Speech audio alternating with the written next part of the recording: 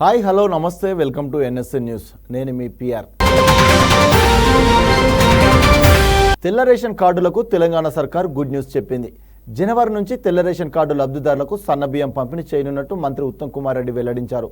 Ration బియ్యం పక్కదారి పట్టిస్తే డీలర్షిప్ రద్దు చేస్తామని ఘాటుగా హెచ్చరించారు. రాష్ట్రంలో రేషన్ కార్డులందరికీ వచ్చే ఏడాది జనవరి మాసం నుంచి సన్న బియ్యం పంపిణీ చేయనున్నట్టు పౌర సరఫరాల శాఖ మంత్రి ఉత్తమ్ కుమార్ రెడ్డి వెల్లడించారు. సచివాలయంలో రాష్ట్ర స్థాయి విజిలెన్స్ కమిటీ సమావేశానికి రెవెన్యూ శాఖ మంత్రి పొంగులేటి శ్రీనివాసరెడ్డితో కలిసి ఆయన హాజరయ్యారు. ఈ సందర్భంగా ఉత్తమ్ మాట్లాడుతూ కాంగ్రెస్ ప్రభుత్వ ఎన్నికల వాగ్దానంలో సన్నబియ్యం పంపిణీ అత్యంత కీలకమని ఉద్ఘాటించారు. రాష్ట్రంలో పీడీఎస్ బియ్యం పక్కదారి పట్టిస్తే సహించేది లేదని, డీలర్షిప్ రద్దు చేయడమే కాకుండా జరిమానా కూడా విధిస్తామని మంత్రి ఉత్తమ్ తేల్చి చెప్పాడు. పీడీఎస్ బియ్యం అక్రమ వ్యాపారం జరగకుండా కఠిన చర్యలు తీసుకోవాలని ఆయన సూచించారు. మధ్యాహ్న భోజన పథకం కింద సరఫరా అవుతున్న బియ్యం నాణ్యత లోపించాయని, సరిపడ బియ్యం అందడం లేదని మంత్రి పొంగులేటి ప్రస్తావించి ఆందోళన వ్యక్తం చేయగా మంత్రి ఉత్తమ్ స్పందించారు. ఆయా సమస్యలు పరిష్కరించి పాఠశాలలు, హాస్టళ్లకు సరఫరా చేస్తున్న బియ్యం నాణ్యతలో గణనీయమైన మెరుగుదల ఉండేలా చూడాలని అధికారులను ఆదేశించారు.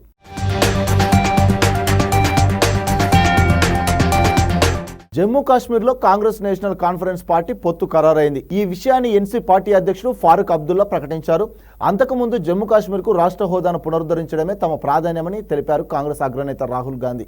జమ్మూ కాశ్మీర్లోని మొత్తం 90 అసెంబ్లీ స్థానాల్లో కాంగ్రెస్తో పొత్తు ఖరారైందని నేషనల్ కాన్ఫరెన్స్ పార్టీ అధ్యక్షుడు ఫారూక్ అబ్దుల్లా ప్రకటించారు. తన నివాసంలో రాహుల్ గాంధీ హస్తం పార్టీ అధ్యక్షుడు మల్లికార్జున ఖర్గేతో సమావేశమైన అనంతరం పొత్తు విషయాన్ని వెల్లడించారు. విపక్ష ఇండియా కూటమి మంచి ట్రాక్లో ఉందని తెలిపారు. దేశంలోని విభజన శక్తులను ఓడించేందుకు నేషనల్ కాంగ్రెస్ ఉమ్మడిగా పోరాడతాయని తెలిపారు. సీట్ల సర్దుబాటుపై చర్చలు కొనసాగుతున్నాయని పేర్కొన్నారు.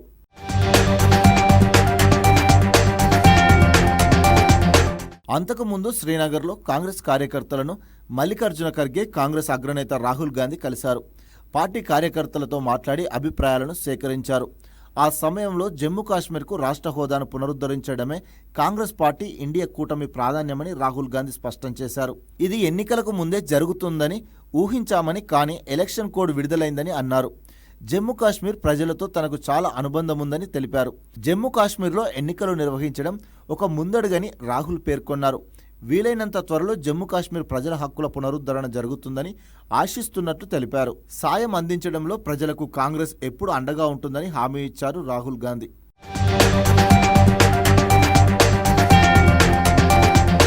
డ్రగ్స్ రహిత రాష్ట్రంగా మార్చడమే తమ ప్రభుత్వ లక్ష్యమని మంత్రి జూపల్లి కృష్ణారావు స్పష్టం చేశారు. మాదక ద్రవ్యాలు మనుషుల జీవితాలను నాశనం చేస్తాయని, దానికి యువత బానిసలుగా మారవద్దని సూచించారు. మత్తు పదార్థాలను అరికట్టేందుకు యువత డ్రగ్స్ కమిటీల్లో చేరి సైనికులుగా పనిచేస్తూ ప్రభుత్వ యంత్రాంగానికి సహకరించాలని కోరారు. తెలంగాణను డ్రగ్స్ రహిత రాష్ట్రంగా మార్చడమే కాంగ్రెస్ ప్రభుత్వ లక్ష్యమని, సమాజానికి హానికరమైన మాదక ద్రవ్యాల చలామణిని అడ్డుకుందామని రాష్ట్ర అబ్కారీ, పర్యాటక, సాంస్కృతిక శాఖ మంత్రి జూపల్లి కృష్ణారావు అన్నారు. రవీంద్ర భారతి ప్రాంగణంలో ప్రజానాట్య మండలి ఆధ్వర్యంలో డ్రగ్స్ను నిర్మూలిద్దాం, సమాజాన్ని మేల్కొల్పుదాం పేరిట చేపట్టిన కళాయాత్రను మంత్రి జెండా ఊపి ప్రారంభించారు. ఆగస్టు 21 నుంచి సెప్టెంబర్ 21 వరకు హైదరాబాద్తో పాటు నగర శివార్లోని high school, junior degree engineering, PG కాలేజీల్లో కళా ప్రదర్శన ద్వారా డ్రగ్స్ గురించి, దానివల్ల కలిగే దుష్ప్రభావాల పట్ల అవగాహన కల్పించనున్నట్లు నిర్వాహకులు మంత్రికి వివరించారు. ఈ సందర్భంగా మంత్రి జూపల్లి మాట్లాడుతూ సమాజ మార్పులోనూ నవ సమాజ నిర్మాణంలోనూ యువత భాగస్వామ్యం కావాలని పిలుపునిచ్చారు.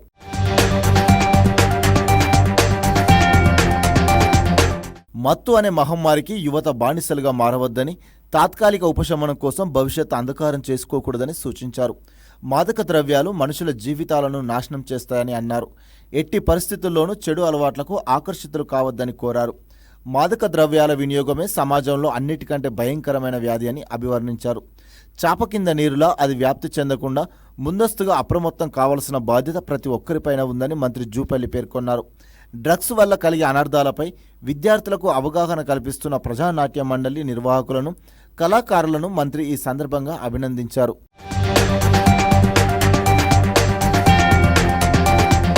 దేశవ్యాప్తంగా సంచలనం సృష్టించిన కోల్కతా వైద్యురాలి హత్యాచారణ ఘటనపై సుప్రీంకోర్టు మరోసారి విచారణ చేపట్టింది. ఈ ఘటనను నిరసిస్తూ గత కొన్ని రోజులుగా ఆందోళన చేస్తున్న వైద్యులు తక్షణమే వీధుల్లో చేరాలని సూచించింది. వైద్యులు పని చేయకపోతే ప్రజారోగ్య వ్యవస్థ ఎలా నడుస్తుందని ప్రశ్నించింది. కోల్కతా వైద్యురాలి హత్యాచార ఘటనను సుమోటోగా తీసుకున్న సుప్రీంకోర్టు మరోసారి విచారణ చేపట్టింది. ఈ సందర్భంగా ఆందోళన చేస్తున్న డాక్టర్లు వైద్య సిబ్బందిని వెంటనే విధుల్లో చేరాలని సూచించింది. విధుల్లోకి చేరిన తర్వాత వారిపై అధికారులు చర్యలు తీసుకోకుండా చూసుకుంటామని భరోసా ఇచ్చింది. వైద్యులు విధులు నిర్వర్తించకపోతే రోగులకు ఇబ్బందికర పరిస్థితులు ఎదురవుతాయని కోర్టు వ్యాఖ్యానించింది. వైద్యుల ఆందోళనతో పేదలు నష్టపోకూడదని పేర్కొంది.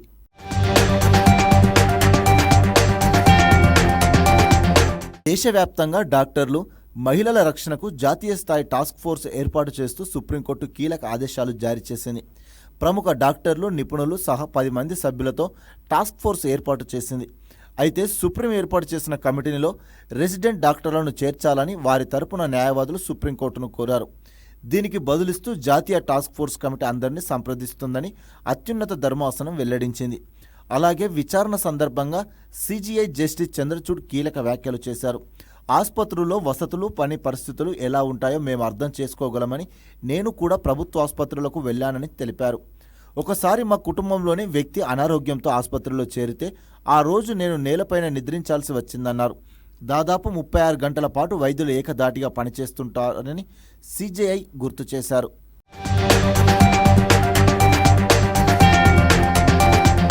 ఫార్మా కంపెనీ ప్రమాద బాధితులు ధైర్యంగా ఉండాలని, ఎంత ఖర్చైనా రక్షించుకుంటారని సీఎం చంద్రబాబు భరోసానిచ్చారు. ఈ ఘటన తీవ్రంగా కలిచివేసిందని ఆవేదన వ్యక్తం చేశారు. అనంతరం బాధితుల కుటుంబ సభ్యులతో మాట్లాడారు సీఎం. అచ్యుతాపురం సేజ్ ప్రమాద బాధితులు కోలుకునేందుకు అన్ని చర్యలు తీసుకుంటామని చంద్రబాబు చెప్పారు. విశాఖలోని మెడికవర్ ఆసుపత్రికి వెళ్లిన సీఎం చంద్రబాబు బాధితులందరినీ వ్యక్తిగతంగా పలకరించారు. ఆసుపత్రిలో అందుతున్న వైద్య సేవలు, ప్రమాదం జరిగిన తీరును అడిగి తెలుసుకుంటున్నారు. క్షతగాత్రుల ఆరోగ్య పరిస్థితిపై వైద్యులను ఆరా తీశారు. బాధితులు కోలుకునే వరకు మెరుగైన చికిత్స అందించాలని సీఎం ఆదేశించారు. అవసరమైన వారికి ప్లాస్టిక్ సర్జరీ కూడా చేయిస్తామన్నారు.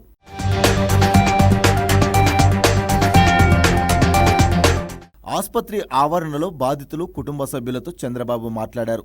ఈ ఘోర దుర్ఘటనలో ప్రాణాలు కోల్పోయిన వారి కుటుంబాలకు 1 కోటి, తీవ్ర గాయాలైన వారికి 50 లక్షల రూపాయలు, స్వల్ప గాయాలైన వారికి 25 లక్షల చొప్పున పరిహారం అందజేస్తామన్నారు. బాధితులందరికీ ఉత్తమ వైద్య సేవలు అందించాలని ఆదేశించినట్లు చెప్పారు. గత 5 ఏళ్లలో అన్ని వ్యవస్థలు నాశనమయ్యాయని, దాని పర్యావసనమే ప్రమాదమని మండిపడ్డారు.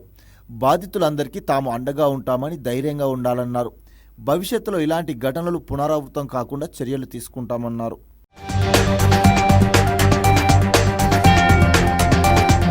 బీఆర్ఎస్ చీకటి ఒప్పందానికి రాజ్యసభ అభ్యర్థి నామినేషన్ సాక్షి అని కేంద్ర హోంశాఖ సహాయ మంత్రి బండి సంజయ్ ఆరోపించారు. 38 మంది ఎమ్మెల్యేలున్న బీఆర్ఎస్ ఎందుకు నామినేషన్ వేయలేదని ప్రశ్నించారు. కాళేశ్వరం ప్రాజెక్టులో అవినీతి, ఫోన్ ట్యాపింగ్, డ్రగ్స్, మియాపూర్ భూముల కేసులో కేసీఆర్ కుటుంబాన్ని ఎందుకు అరెస్టు చేయలేదన్నారు. అదానికి వ్యతిరేకంగా కాంగ్రెస్ ధర్నా చేయడం సిగ్గుచేటన్న బండి సంజయ్ అదానితో 12,400 కోట్లకు పెట్టుబడులు ఒప్పందం కుదుర్చుకున్న సంగతిని సీఎం రేవంత్ రెడ్డి మర్చిపోయారని గుర్తు చేశారు. కాంగ్రెస్కు చిత్తశుద్ధి ఉంటే రుణమాఫీ 6 గ్యారంటీలను అమలు చేయాలని బండి సంజయ్ డిమాండ్ చేశారు.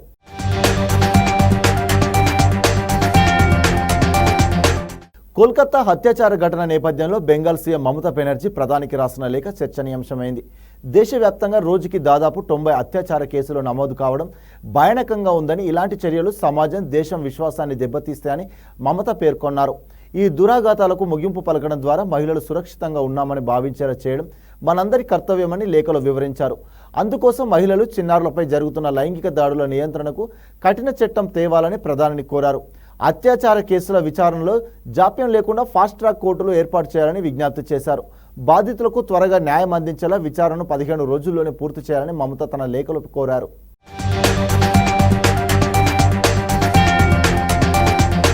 గ్రూప్ 2 పరీక్షలకు షెడ్యూల్ విడుదలైంది. ఈ ఏడాది డిసెంబర్ 15, 16 తేదీల్లో గ్రూప్ 2 పరీక్షలు నిర్వహించనున్నట్టు తెలంగాణ పబ్లిక్ సర్వీస్ కమిషన్ తెలిపింది. ఉదయం, మధ్యాహ్నం 2 సెషన్లలో గ్రూప్ 2 పరీక్షలు ఉంటాయని వివరించింది. గ్రూప్ 2 పరీక్షలకు మొత్తం 4 పేపర్లు రాయాల్సి ఉండగా 2 రోజులు ఉదయం, మధ్యాహ్నం 1 పేపర్ చొప్పున పరీక్షలు నిర్వహిస్తున్నట్లు టీజీపీఎస్సీ తెలిపింది.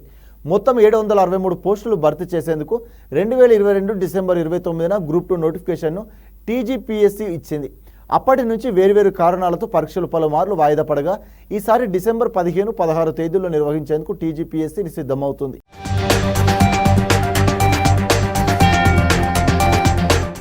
జమ్మూ కాశ్మీర్తో సహా త్వరలో జరిగే పలు రాష్ట్ర అసెంబ్లీ ఎన్నికల్లో బీజేపీకి భంగపాటు తప్పదని సిపిఐ జాతీయ ప్రధాన కార్యదర్శి డి రాజా అన్నారు. కేంద్ర సర్కార్ మనుగడ ఎంతకాలం ఉంటుందో కూడా చెప్పే పరిస్థితి లేదని రాజా అన్నారు. హన్మకొండలో 3 రోజుల పాటు జరిగే పార్టీ రాష్ట్ర నిర్మాణ కౌన్సిల్ సమావేశంలో ఆయన ముఖ్య అతిథిగా పాల్గొన్నారు. కేంద్రం కార్పొరేట్ సంస్థలకు కొమ్ము కాస్తుందని ఆరోపించారు. రాష్ట్రంలో కాంగ్రెస్ అధికారంలో ఉండాలని కోరుకుంటున్నామని, హామీలు నెరవేర్చకపోతే తాము ప్రజల పక్షమే నిలుస్తామని ఎమ్మెల్యే కూనంనేని సాంబశివరావు స్పష్టం చేశారు.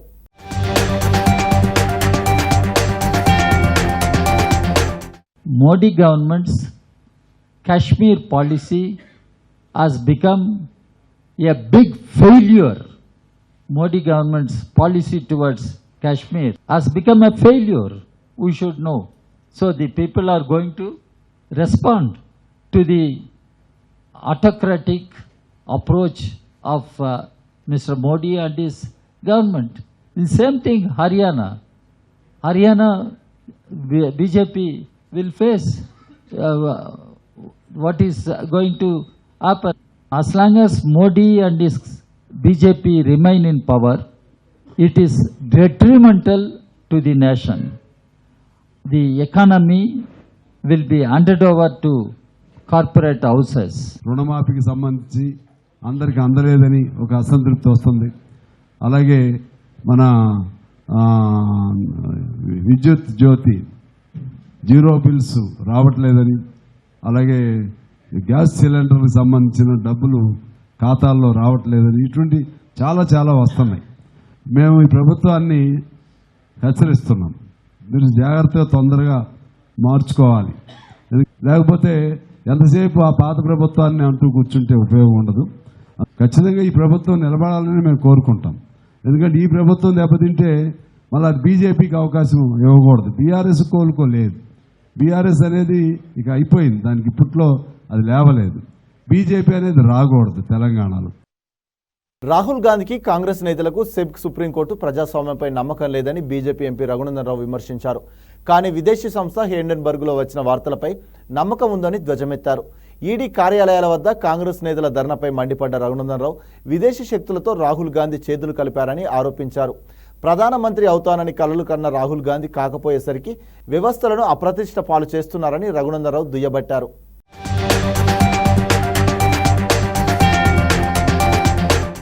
మధ్యలో అమెరికా పోయి వచ్చిన తర్వాత వాళ్ళ తమ్ముళ్ళు అన్నలు వ్యాపారాలు చేస్తున్నారని కొంతమంది మీడియా మిత్రులు అడిగితే, మా తమ్ముడు అయితే దందా చేయొద్దా అన్నాడు. దందాని దేనంటారో తెలంగాణలో ఆయనకు తెలుసుకోవాలి ఫస్ట్. మరి సెబీ చైర్మన్ అయితే షేర్లు కొనుక్కోవద్దా? సెబీ చైర్మన్ షేర్లు కొనొద్దని ఏమైనా భారత ప్రభుత్వం నిషేధించిందా? సుప్రీంకోర్టు ఏమైనా సెబీ చైర్మన్ కొనుక్కోవద్దా?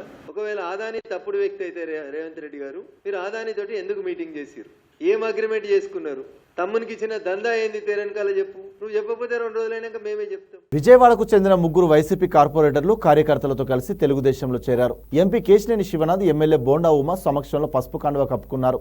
టీడీపీలో చేరేందుకు చాలా మంది ఆసక్తి చూపుతున్నారని, ప్రజల్లో మంచి పేరు ఉన్న వారికి మాత్రమే పార్టీలోకి ఆహ్వానిస్తామని చెప్పారు.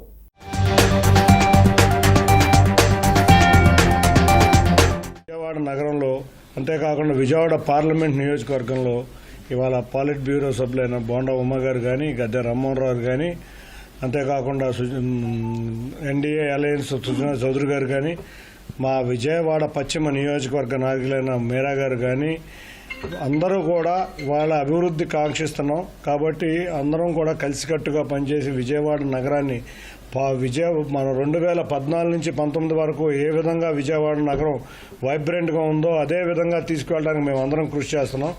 ఎంతసేపు విజయవాడ నగరానికి ఏ ప్రాజెక్ట్ తేవాలి, ఢిల్లీ నుంచి ఏ నిధులు తేవాలని చెప్పి నిరంతరం కష్టపడుతున్న పార్లమెంట్ సభ్యుడి నాయకత్వంలో ఈరోజు వైఎస్ఆర్ కాంగ్రెస్ పార్టీ నుంచి చేరుతున్నటువంటి 3 కార్పొరేటర్లు ఈ రోజున హృదయపూర్వకంగా తెలుగుదేశం పార్టీ కుటుంబంలోకి ఆహ్వానిస్తా ఉన్నాం.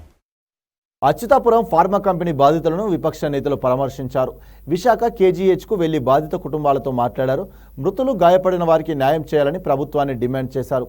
పరిశ్రమల్లో ఉద్యోగుల భద్రతపై ప్రత్యేక శ్రద్ధ తీసుకోవాలని కోరారు. అన్ని పరిశ్రమల్లో సేఫ్టీ ఆడిట్ నిర్వహించాలని వైసీపీ ఎమ్మెల్సీ బొత్స సత్యనారాయణ విజ్ఞప్తి చేశారు. విశాఖను ప్రమాదరహితంగా మార్చాలని కాంగ్రెస్ నేత జేడీ శీలం కోరారు.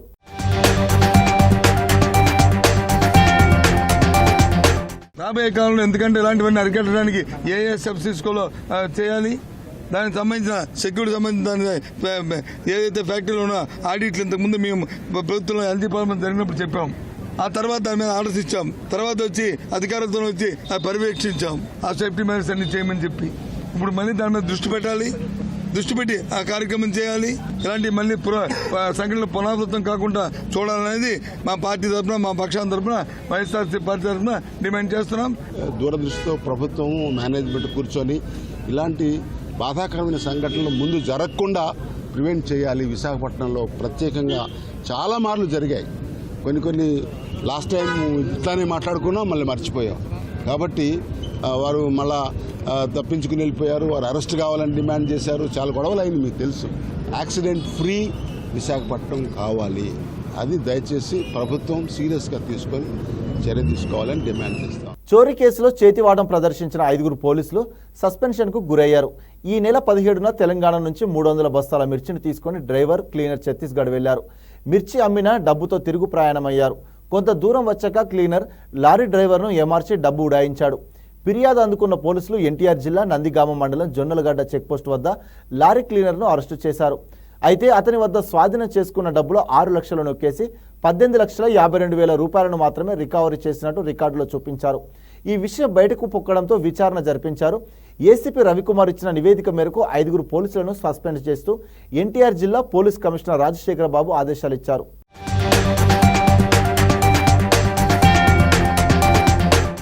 The accused is Koteshwar Rao, nearly 48 years of old, and he is a resident of Somavara, Nandigam.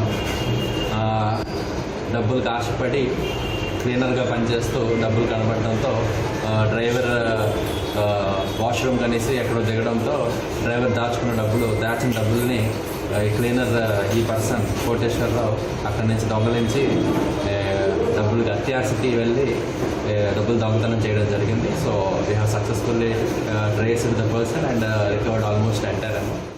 గత ప్రభుత్వ పాలనలో నెల్లూరు కార్పొరేషన్లో దోపిడీకి పాల్పడిన వారిపై కేసులు నమోదు చేసి అరెస్టు చేయాలని టీడీపీ అధికార ప్రతినిధి ఆన వెంకటరమణారెడ్డి అన్నారు. మార్టిగేజ్ ముసుగులో నెల్లూరు మున్సిపల్ కార్పొరేషన్ని జగన్ రెడ్డి ప్రభుత్వంలో దోపిడీ చేశారని పేర్కొన్నారు. డబ్బులు ఇస్తే కార్పొరేషన్లో ఏ తాకట్టు ఆస్తినైనా రిలీజ్ చేస్తారని తెలిపారు. 72 మార్టిగేజ్ రిలీజ్ చేయడం వలన 65 కోట్లు కార్పొరేషన్కి నష్టం జరిగిందన్నారు. రాష్ట్రంలో చాలా కార్పొరేషన్లు ఉన్నాయి కాబట్టి అన్నిటి గురించి మాట్లాడలేను కాబట్టి ఈరోజు నెల్లూరు మున్సిపల్ కార్పొరేషన్ గురించి కొన్ని వాస్తవాలు, నిజాలు, భయంకరమైన దోపిడీ ఎలా ఉంటుందో, 100 కోట్ల రూపాయలు ఎలా సంపాదించాలో ఆఫీసర్స్, ఐఏఎస్ ఆఫీసర్స్ ఈరోజు మీకు ప్రత్యక్షంగా ఆధారాలతో కూడా చూపిస్తాం. మనం ఒక బిల్డింగ్ కట్టేటప్పుడు కానీ, ఇళ్ళు కానీ, అపార్ట్మెంట్ కట్టేటప్పుడు మనం కొన్ని అపార్ట్మెంట్లు కానీ, కొంచెం స్థలం కానీ కార్పొరేషన్ కి తాకట్టు పెడతాం. మార్టిగేజ్ మీకు అర్థం కాదు కాబట్టి నేను తాకట్టు అంటున్నా. ఈ తాకట్టు పెట్టిన ప్రాపర్టీ కార్పొరేషన్ కి ఏది తాకట్టు పెడతామో మీరు బిల్డింగ్ అంతా కంప్లీట్ చేసి ప్లాన్ ప్రకారం ఏ ప్లాన్ ఉందో ఆ ప్లాన్ ప్రకారం మీరు కట్టుంటే ఆ తాకట్టు రిలీజ్ చేయాలి. ఆ తాకట్టు రిలీజ్ చేసేటప్పుడు మీకు ఆక్యుపెన్సీ సర్టిఫికేట్ అని ఒకటి ఇస్తారు. ఇతనెవరో చాలా మంచోడు, నేను డాష్ బోర్డ్ లో నుంచి డౌన్లోడ్ చేశాను. దీన్ని ఆక్యుపెన్సీ సర్టిఫికేట్ అంటాం. ఈ ఆక్యుపెన్సీ సర్టిఫికేట్ ఇచ్చినప్పుడు నువ్వు సరిగ్గా బిల్డింగ్ కట్టేవు అంటేనే ఈ ఆక్యుపెన్సీ ఓసీ సర్టిఫికేట్ అంటాం. ఆక్యుపెన్సీ సర్టిఫికేట్ ఇస్తారు. ఈ ఆక్యుపెన్సీ సర్టిఫికేట్ బేస్ చేసుకొని మీకు తాకట్టు పెట్టిన బిల్డింగ్లన్నీ కార్పొరేషన్ రిలీజ్ చేసేసి మీకు అమ్ముకునేదానికి అవకాశం ఇస్తుంది. ఈ కార్పొరేషన్స్ లో ఇది ఫ్లో చార్ట్. ఇది ఆన్లైన్ ఏపీ డిపిఎంఎస్ పోర్టల్ అంటాం. ఏపీ గవర్నమెంట్ పోర్టల్ కార్పొరేషన్ సంబంధించి ఈ ఏపీ పోర్టల్లో, ఈ డిపిఎంఎస్ పోర్టల్లో మీరు ఆన్లైన్ లో దీన్ని అప్లోడ్ చేయాలి. డాక్యుమెంట్స్ అని ఏ డాక్యుమెంట్స్ మీకు సంబంధించిన మీ అపార్ట్మెంట్ మీరు తాకట్టు పెట్టిన అన్ని కూడా దీంట్లో మీరు అప్లోడ్ చేస్తే అక్కడి నుంచి మీకు పర్మిషన్ వస్తుంది. ఇదిగోండి ఫ్లో చార్ట్. ఫస్ట్ వచ్చి ఆక్యుపెన్సీ సర్టిఫికేట్, నెక్స్ట్ వచ్చేసి తాకట్టు రిలీజ్ సర్టిఫికేట్. ఇది సిస్టమా బొక్క. మాకేం పని సిస్టంతో? పనే లేదు. మాకు అనుకుంటే మాకు డబ్బులు ఇస్తే మాకు క్యాష్ ఇస్తే నెల్లూరు కార్పొరేషన్ కానీ ఆంధ్ర రాష్ట్రంలో ఏ కార్పొరేషన్ కానీ తాకట్టు అంతా రిలీజ్ చేసేస్తాం. డబ్బు కావాలి మాకు. ఎస్, నెల్లూరు కార్పొరేషన్ లో 73 ఫైల్స్ నాకు దొరికినాయి. ఇంకా 100 ఉన్నాయి. 73 ఫైల్స్ ఫైల్ నంబర్ లో ఎవరు రిలీజ్ చేశారు, ఏ కమిషనర్ రిలీజ్ చేశాడు, టౌన్ ప్లానింగ్ స్టాఫ్ ఎవరు పోయి రిలీజ్ చేశారు, ఒక్కదానికి కూడా ఆక్యుపెన్సీ సర్టిఫికేట్ లేదు. ఒక్కదానికి. ప్రతి ఫైల్ నంబర్ ఇక్కడ ఉన్నాయి. ఈ 73 ఫైల్స్ లో అప్రాక్సిమేట్ గా 65 కోట్ల రూపాయలు నెల్లూరు కార్పొరేషన్ కి నష్టం జరిగింది. ఇంతటితో ఈ వార్తలు సమాప్తం. మరిన్ని వార్తలతో మళ్ళీ కలుద్దాం. అంతవరకు చూస్తూనే ఉండండి NSN న్యూస్.